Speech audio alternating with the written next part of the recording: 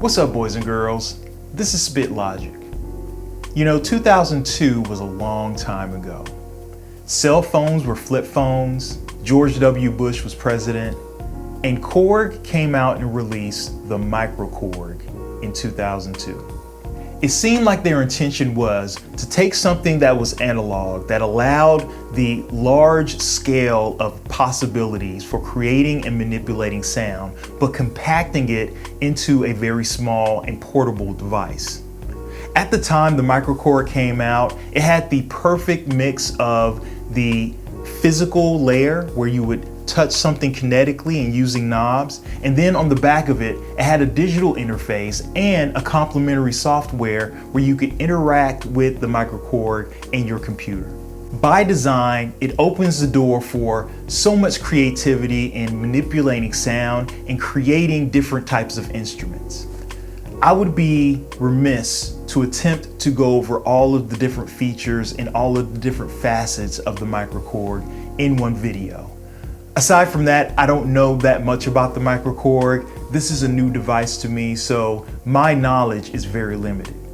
What I am going to do is kind of give a brief overview of what I know so far about the MicroKorg, some of the main features that I see as I'm using it, and what I do in order to make basic instruments at a beginner's level. So we're going to start here at the most left part of the front panel. Volume knob, that is pretty self-explanatory. It adjusts the volume, the decibels here. This is the arpeggiator. This will turn the arpeggiator on and off. And if you don't know what an arpeggiator is or what that means, essentially just think of, instead of just playing a single note and that single note playing all the way through, the arpeggiator creates a sequence of multiple notes playing over the course of time. So almost like the way that a sequencer can create, you know, the different shots to create a particular pattern, you could do something similar when you put that arpeggiator on. This light right here that's blinking and says tempo, this is essentially the tempo that the MicroKorg is holding. This is directly correlated with the arpeggiator because, you know, through the arpeggiator you can set the tempo of that feature, but that also goes for your delay. Any sort of effect that can be linked to a tempo, this is the tempo and it's blinking at the tempo that you're currently at. This is the octave shift portion, and since this is just a 33 key micro key keyboard, what this allows you to do is it extends your range as far as how high or how low a particular key can be mashed for your music. Now we have the pitch and the mod wheel here. Essentially right here, the pitch wheel, that is going to literally pitch up or down a particular note that you have on your MicroKorg. So if you play something, it's going to pitch it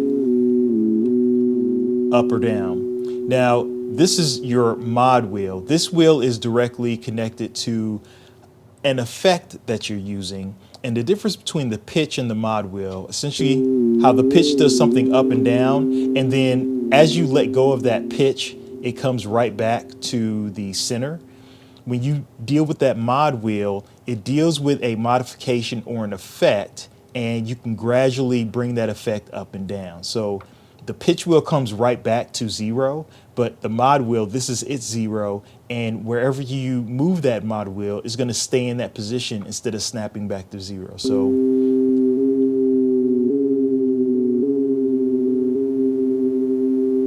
as you can see right here.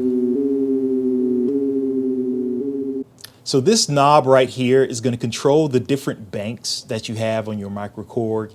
Each bank is labeled by genre, and this is how they categorize the different instruments on here. Your instruments are going to be in the form of the program. So each bank has 16 programs or 16 instruments in it, and down here you can see the program numbers 1 through 8 that represents for each bank as you go across to each bank. Right here is going to be your display screen, and you can see right here as I shift through the different banks or the different programs, it has a different number to it. Your manual that comes with the MicroKorg has the definitions or what each of those instruments are based on that number. And in addition to that, each of the banks, like I said before, has 16 different instruments on it.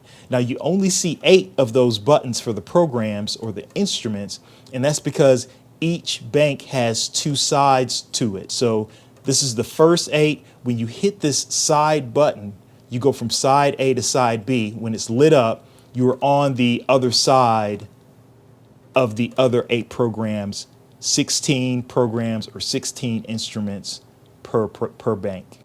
Your right button, this is going to be what you do when you're dealing with saving those different programs, the different parameters that you create. If you want to save it, that is the button that you're going to start off with in order to save the changes that you've made.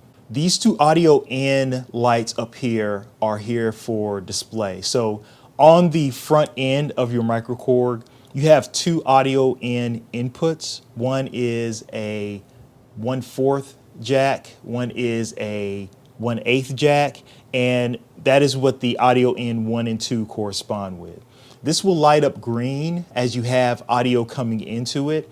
If you overload the circuit, if the volume is too high, then it'll turn red. So it has kind of an indicator, but of course, you're going to just have to listen. And then just like a lot of old school equipment, this shift button is a way of you accessing other functions here on your MicroKorg, holding down that shift button. All of these different program number buttons, they have a particular function, and holding down that shift button allows you to access more functionality and more control over your instrument. Now you have 2 edit select knobs right here, edit select 1 and edit select 2. These have 2 different types of parameters on here. And then if you look across on this panel, so you'll notice something that there is a series of white and green text that go across the row. This row right here is directly associated with the parameters on edit select knob 1, and this is for edit select knob 2. The white text is focused on the synth, and any of the green text is focused on the parameters that deal with the vocoder. Now these knobs up here are going to control the different parameters of each of the different features that you have on your edit select knob. And just like you're dealing with an XY graph, as each edit select is dealing with these 2 rows, each of these knobs is associated with a different column here on your MicroKorg. So all you have to do in order to access a particular setting or a particular feature, all you need to do is turn that knob to the particular feature that you want to edit. So right here I am on amp EG, and what you need to do is I'm on amp EG, you associate amp EG right here, and then you have to just read it across on the different settings under the amp EG that you would use your knob to change that parameter on. If you also notice, only one of these lights is lit up right now, and that is because that is the knob that I push on here in order to get to that particular parameter. This is showing you that this is the parameter or the edit select portion that is going to be controlled by these knobs. If I turn a knob here on edit select 2, you see that light goes down to here, and it is ready for me to edit and control whatever particular parameter that I have here. At the top, there are these global settings, really that are supposed to be used when you're doing kind of a live performance to kind of modify the instrument that you're playing, not by a lot, but enough to make changes if you're doing this live.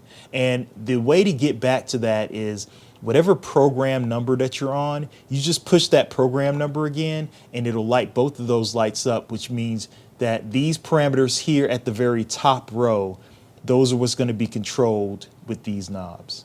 So when it comes to the MicroKorg, I really put it into 3 different categories when building your instrument.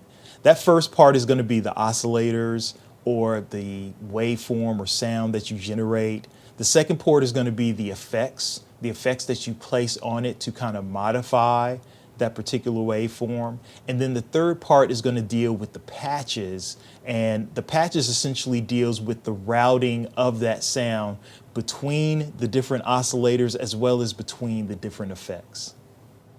The basic signal flow of the MicroKorg is that it starts with the oscillators, goes into the mixer, and then it goes into a filter and then into the amp. Now, outside of the amp, you have your mod effects with the different wheel or the pitch effects, as well as the delay and the EQ.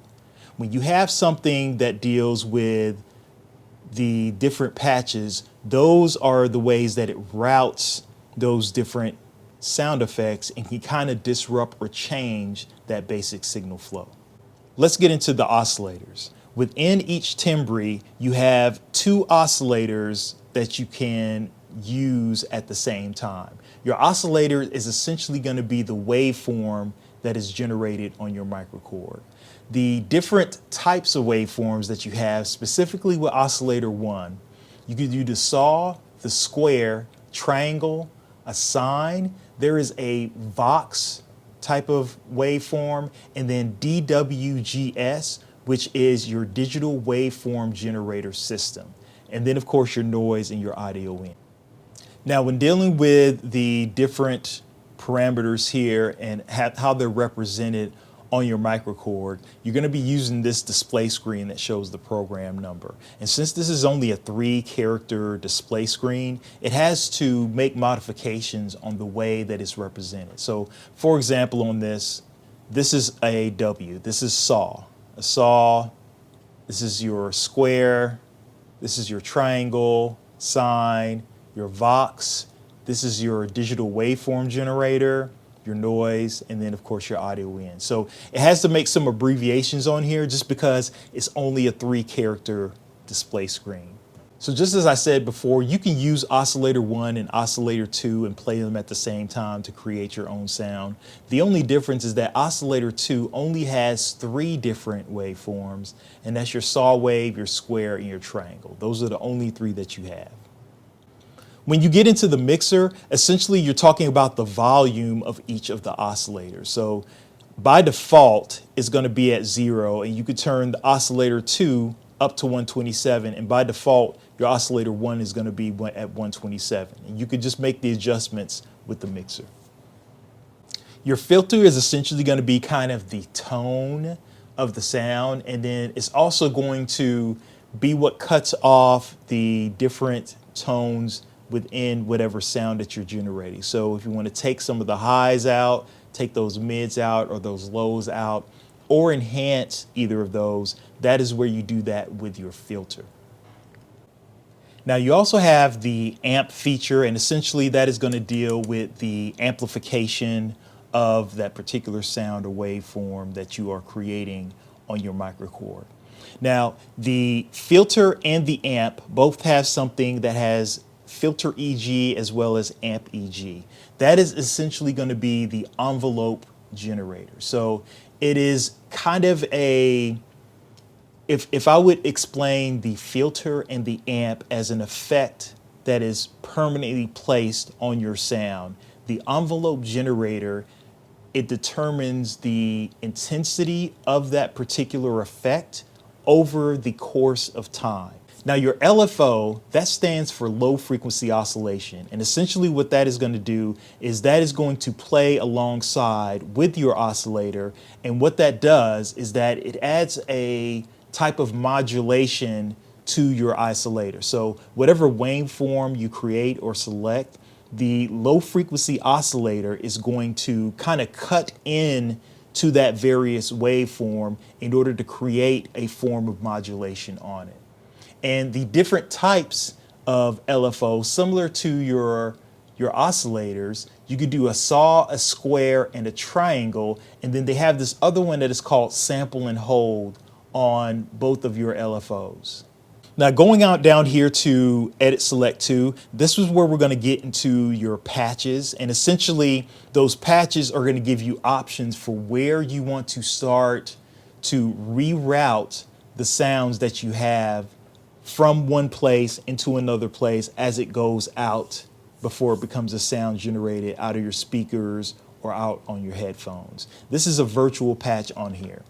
I don't know if you have seen any early videos or any early pictures of synths before they created more virtual, more digital synths, but essentially you would see something that would look like a telephone switchboard. And in the same way that telephone operators, when someone used to call back in the day and they would route that particular call based on the suggestion to a particular destination, that is exactly what's happening here in a virtual manner. There is a virtual switchboard of different places, and you're connecting with a virtual cable between, let's say, the amp envelope generator and LFO1, and you're kind of rerouting where that signal goes, and then it reroutes itself back to its original way outside of the MicroKorg.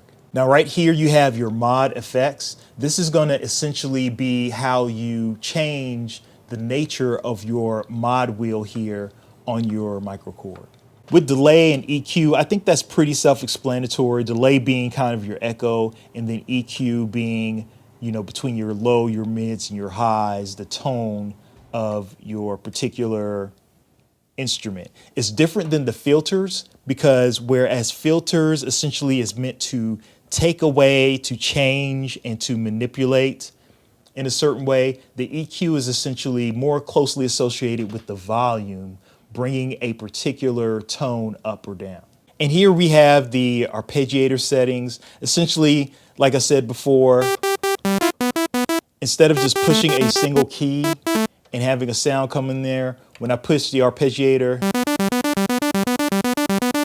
it'll play those keys in the sequence. These last two parameters right here, your global settings, this is going to affect everything here on your MicroKorg. And you see you only have a few of those settings here. And then finally your MIDI, that is you connecting your MicroKorg into another MIDI device, or essentially your computer, in order to act as a MIDI controller. A lot of the design and the way that it looks and the way that it feels, you can tell that this is something from decades ago. But at the same time, the ability to create and make instruments, the type of instrumentation that you can create, and how that aligns right now with the way that music sounds now, it's almost amazing how much foresight that the creators of the MicroKorg had to create something that would last this long. I've always been in the market for a synthesizer, and I've seen so many of them, so many different types, but something about the age of the MicroKorg and just the way that it looked, the way that you used the knobs in order to manipulate the sound. It wasn't a digital screen interface that you're used to, so you have to rely on your ears, you have to rely on how it feels in order to create those instruments. I'd be curious to know, how many of you have a digital or an analog synthesizer? Do you have the MicroKorg? Have you considered getting the MicroKorg? What do you primarily use it for? As always, I thank you for the view, and I thank you for the listen, and until next time, peace.